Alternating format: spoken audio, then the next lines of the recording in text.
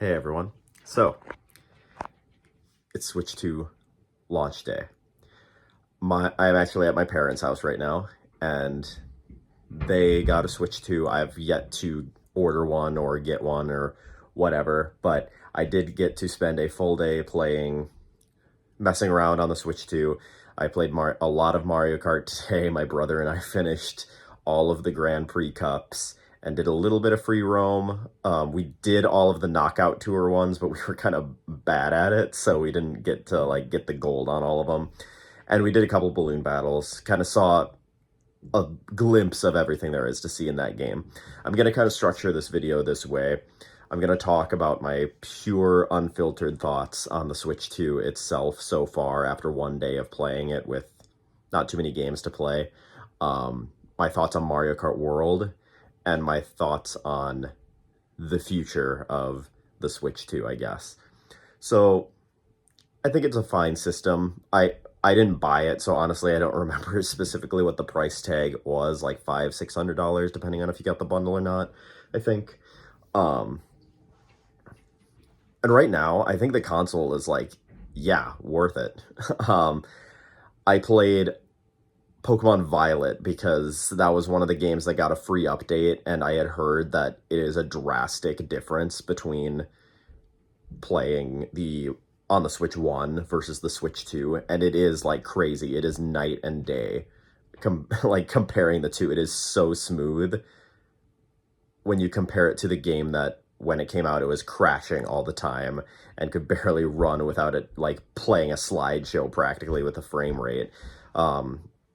It turned one of the most notoriously like slow and like game with frame rate issues, I guess, on the Switch 1 and pretty much perfected it. I actually might, like, I enjoyed Scarlet and Violet, but now I might replay it and enjoy it like it should have been. Which is kind of sad that they had to take the next generation to upgrade it, and I see a lot of people making that argument with a lot of these updates, that it feels like they sold us short on the first one, and now it's like this is the full potential of the game. But I kind of disagree. I think this is a genius thing that they've done. There's so many games just with free updates that upscale it, which is crazy. I think PlayStation might have done it, but I don't remember if they charged you or not. I know some of the Nintendo ones they charge you, but I'm just trying to think of if another like system has done this where the next generation free updated previous games, where it's like now you can play Mario Odyssey, upscaled the graphics a little bit, and full 60 FPS frame rate. I haven't tested that one out. I only played Pokemon Violet, which obviously was a drastic difference. But it's crazy the amount of games that they added new stuff to. Like they added, oddly enough, Game Maker Garage. You can use the Joy-Con mice, the mouse for the Game Maker Garage, which is an interesting choice to update. I was kind of hoping for like some Xenoblade updates, like Xenoblade 3 at 60 FPS with the draw distance a little better would be like crazy. Or even like Xenoblade X, since I am like part of the way through beating it. I've seen videos of the Tears of the Kingdom update. I'm probably not going to buy it, but it's crazy because that's a game that also was like notoriously bad for draw distance. When you would like drop down, you would see everything like spawning in below you as you went, where it's like everything is loaded perfectly fine on the Switch 2 in videos that I've seen anyways. So I really like the system itself. There's not a lot to do on it that's new right now. The Welcome Tour, I've heard some people, like I've heard mixed things, but that's kind of the internet right now. Everyone's either heavily against the Switch 2 or like praising it like it's the second coming. I'm a little bit in between. But I've heard good things about the Welcome Tour. I'm not going to pay $10 for a tech demo game, but I've heard that it's like legitimately fun if you got nothing better to do. But kind of moving into Mario Kart World, I think Mario Kart World, when all is said and done, will be the best Mario Kart game. It is so like it's just pure fun. Like it is a really amazing game. And it completely switches the formula up on its head. Like, I didn't pay too much attention to like the gameplay that they showed before, so I don't know how much we knew before the game came out. But like, they don't stick to the 3-lap formula. There are some races that are more laps than 3, and a lot of it is like not just completing laps, it's like driving through sections, kind of like they did with some of the later courses in the DLC for Mario Kart 8, but cranked up to 11 because you're driving on completely different terrain. And the Grand Prix is awesome because it's an entirely seamless experience. Like I said, I've played every course in the game, um, and the game runs really smoothly.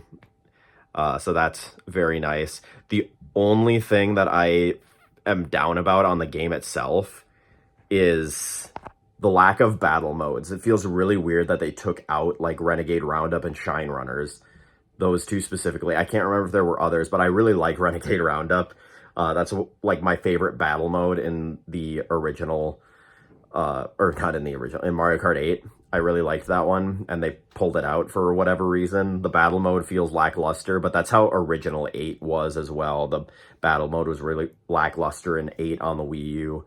So I'm hoping that maybe there will be DLC later on. I highly doubt that there wouldn't be, considering we got DLC for 8 Deluxe years later. I'm guessing the window will always be open, or the door will always be open for more DLC because they will make money on it and they know that. The amount of content in the game, I feel satisfied with it. I don't feel like they were really pushing the fact that this is an $80 game. Like, you can, when you play it, you will know this is an $80 game. I could see 70, but I think 80 is pushing it. Like, I could see it being a $70 game just because it's an entirely new generation of system, but, well, as next gen as Nintendo gets. But it's like, it's a great game, but it doesn't go like above and beyond what I would have expected. Like, I feel like that's how the best that I can describe it. It didn't blow my mind. Like, it's not like crazy good, but it's probably my favorite Mario Kart game as someone who doesn't play Mario Kart that much anymore. I don't even own a copy of 8 Deluxe myself. It's like, I play it when friends come over and they bring their copy, which isn't very often. And I play it when I come down to my parents because they have a copy. I never bothered to buy my own because I'm not a huge Mario Kart person, mostly because it's a multiplayer game and my girlfriend doesn't like it very much. So, but coming from someone who doesn't like Mario Kart that much, or like isn't the biggest fan of it, I would say it's a really solid game. It's a lot of fun. The amount of laughs that my brother and I had, just of the amount of chaos that happens on some of these maps, because you have 24 racers now, and a lot of the time the maps are pretty bloated, like bigger, so that it's not a problem. But some of them, you will get like totally bodied, and all of a sudden you are in first, and then you're in 13th. Like, it is crazy the amount of bodying that happens, and I feel like the CPUs are smarter in this game than normal. Like, I feel like there's some really intense rubber banding because there's never any CPUs that are like horribly behind. Like, last place is always within your grasp. Like, I feel like in previous Mario Kart games, especially like 8 especially, you would get into first place and you would stay in first place. It's like, you might hit a red shell, you might get blue shelled, but honestly, like, I'm talking single player experience. You would get in front, and if you were in front, you would have 0 issues. But here, it's like, there's always someone like right behind you. And it's like, I was struggling. And like I said, when we played the Grand Prix, we played that on 100cc. But then when we played the Knockout Tour, we played that on 150, and we got one first place on all of the Knockout Tour challenges. One first place. I think the others were like second and third and a couple fourths. So, there's a legitimate challenge with this game too, which I enjoy. And it's also probably because I'm a little out of like the loop on Mario Kart. I don't play it as much as I used to. Like, I say I'm not a big Mario Kart fan, but when I was like younger, when Mario Kart 8 on the Wii U came out, I 100%ed that game. Like, I 100%ed it, and then Deluxe came out, and I didn't want to do it again. So that's kind of where I fell off on my interest in Mario Kart, I guess. Maybe World will bring it back, especially since it's the only game to play on the Switch until Donkey Kong comes out. The future of the Switch, I think there's a lot of potential in the Switch, too. Like, these games run silky smooth. There's zero frame rate issues, and I have trouble detecting that sort of thing. I don't notice it unless it's really obvious, like in Pokemon Scarlet and Violet on the Switch 1. But there's like the games run so incredibly smooth. It's crazy, and they look really good for like Nintendo standards, which I'm not like. There's a reason I have a PlayStation 5 and probably going to have a Switch 2 because I'm gonna play like games like Resident Evil and the games that are focusing on realistic graphics more so than cartoony. That's what the PlayStation's for. Like, that's how I feel in my head, is like, it doesn't have to be a Nintendo is subpar because they only make cartoony games. It's just like, it's my cartoony system. Like Luigi's Mansion 3, some would argue that's one of the best looking games of the last generation just because they really focused on the stylized graphics. But yeah, I will be buying a Switch 2 eventually. I'm probably just going to wait until the end of June. I'm not like overly like, I need to have this right now. Like I'm kind of satisfying my craving for it right now, and then I'll kind of forget about it. But I plan on getting it. I plan on playing the new Donkey Kong when it comes out. But I think there is a lot of potential here for some really good, really great blockbuster games. And just like the way that these games run, like the Pokemon Violet and Mario Kart World, the only games that I've run on it, I am really excited for the FromSoft game. I think it's going to be stellar. It's going to be awesome. But that's my unfiltered, rambly thoughts on the Switch 2. Let me know if you have a Switch 2, or if you want to argue with me in the comments about how it's a terrible system and no one should buy it because there should be no more Nintendo shills on this planet, then you can go ahead and do so. Or you can be like, you can just have an open discussion with me. What are you looking forward to from the Switch 2's future? I'm really looking forward to Legends.